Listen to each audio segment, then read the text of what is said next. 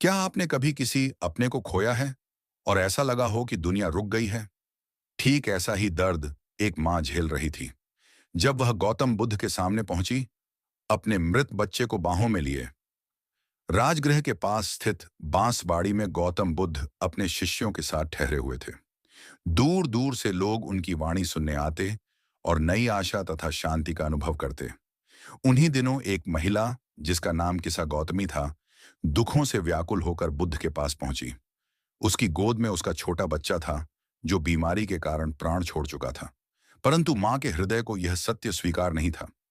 वह बच्चे को सीने से लगाए रोती हुई हर चिकित्सक के पास जाती, कृपया मेरे बच्चे को जीवन दे दीजिए, उसे बचाइए।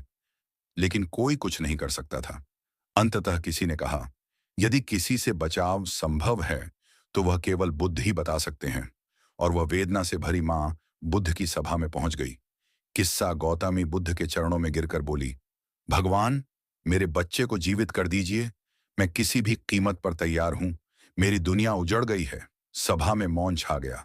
बुद्ध ने शांत स्वर में पूछा, हे स्त्री, क्या तुम दुख से मुक्ति चाहती हो?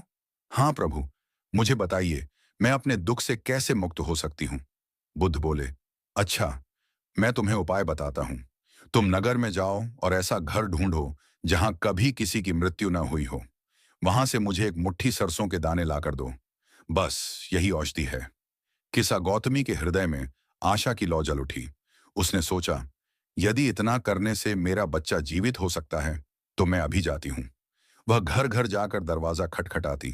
पहले घर में पूछा, क्या यहाँ कभी किसी की मृत्यु नहीं हुई? अगर नहीं तो मुझे थोड़ी सरसों दे दीजिए। घर वालों ने गंभीर स्वर में कहा, बहन, हमारे पिता की पिछले वर्ष मृत्यु हुई थी। वह सिर झुकाए आगे बढ़ी। दूसरे घर में पूछा, क्या इस घर में कभी कोई नहीं मरा?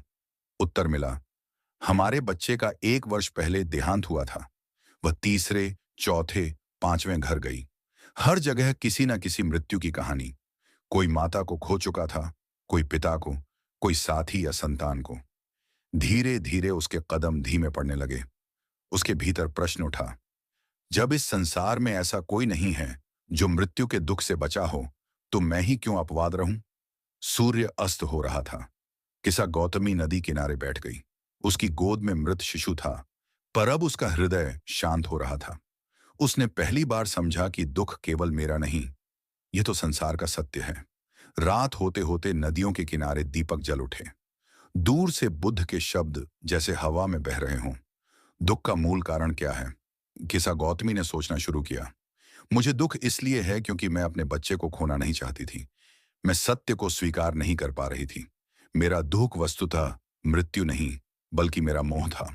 उसे पहली बार यह समझ आया कि आसक्ति ही दुख का कारण है। उसने धीरे से अपने पुत्र के निर्जीव शरीर को नदी में बहा दिया। आंसू आए, पर अब वे विकलता के आंसू नहीं थे। वे स्वीकृति और समझ के आंसू थे। अगली सुबह वह बुद्ध के पास लौटी। बिना बोले ही बुद्ध ने उसके चेहरे पर आया परिवर्तन देख लिया। बुद्ध ने पूछा, क्या तुम्हें वह घर मिला जहां किसी की मृत्यु न हुई हो? किसा गौतमी ने शांत स्मित के साथ कहा, नहीं प्रभु, ऐसा कोई घर नहीं है। बुद्ध बोले, देखो गौतमी, दुख जीवन का सत्य है, परंतु दुख में डूबे रहना हमारा विकल्प है। दुख इसलिए नहीं आता कि हम किसी को खो देते हैं, बल्कि इसलिए कि हम खोने की सच्चाई से लड़ते रहते हैं। फिर बुद्ध ने 4 आर्य सत्य समझाए। 1, दुख है। 2, दुख का कारण है मोह, तृष्णा, आसक्ति। 3, दुख का निवारण संभव है। 4, दुख निवारण का मार्ग है। अब उन्होंने समझाया, सत्य को स्वीकार कर लो, परिवर्तन को स्वीकार कर लो। जो आया है वह जाएगा। यही प्रकृति का नियम है। जब तुम इस सत्य के विरुद्ध संघर्ष बंद कर दोगी, तभी दुख समाप्त होगा। किसा गौतमी की आंखों से आंसू बह निकले, लेकिन इस बार वे शांति के आंसू थे। उसने बुद्ध से दीक्षा मांगी और संघ में सम्मिलित हो गई। ये कथा केवल प्राचीन समय की नहीं, यह आज हमारे जीवन पर भी उतनी ही लागू होती है। जब हम किसी चीज को जाने नहीं देना चाहते, नौकरी, रिश्ता, व्यक्ति, सम्मान, तभी दुख शुरू होता है। जब हम जीवन के होने से अधिक न होने पर ध्यान देते हैं, दुख बढ़ता है। जब हम अस्थिरता को शत्रु मान लेते हैं, जीवन कठिन हो जाता है। बुद्ध की शिक्षा आज भी कहती है, जो बदल सकता है उसे बदलो, जो नहीं बदल सकता उसे स्वीकार करो और दोनों में अंतर समझने की बुद्धि विकसित करो। किसा गौतमी ने दुख का निवारण इस तरह पाया, सत्य को देखकर, उसे स्वीकार करके और मोह को छोड़कर। बुद्ध यही सिखाना चाहते थे कि दुख से मुक्ति भीतर से आती है, जब हम बाहरी घटनाओं पर नियंत्रण छोड़कर अपनी प्रतिक्रिया पर नियंत्रण विकसित करते हैं। एक बार राजगृह में बुद्ध अपने शिष्यों के साथ ठहरे हुए थे। तभी एक स्त्री, किस्सा गौतमी, आंसुओं से भरी आंखों के साथ बुद्ध के चरणों में गिर पड़ी। उसकी बाहों में उसका छोटा बच्चा था, जो अब इस दुनिया में नहीं था। लेकिन एक माँ यह सच मानने को तैयार नहीं थी। वह रोते हुए बोली, भगवान, मेरे बच्चे को जीवन दे दीजिए, मैं कुछ भी करूंगी, मैं यह दुख नहीं सह सकती। सभा में घना मौन छा गया। बुद्ध ने शांत स्वर में कहा, हे स्त्री, दुख से मुक्ति संभव है, लेकिन पहले तुम्हें एक कार्य करना होगा। शहर में जाओ और ऐसे घर से एक मुट्ठी सरसों के दाने लाकर दो जहां कभी किसी की मृत्यु न हुई हो।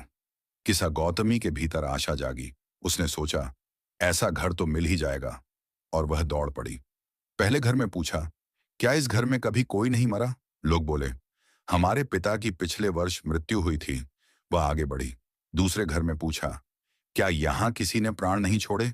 उत्तर मिला, हमारे बच्चे की मौत हुई थी।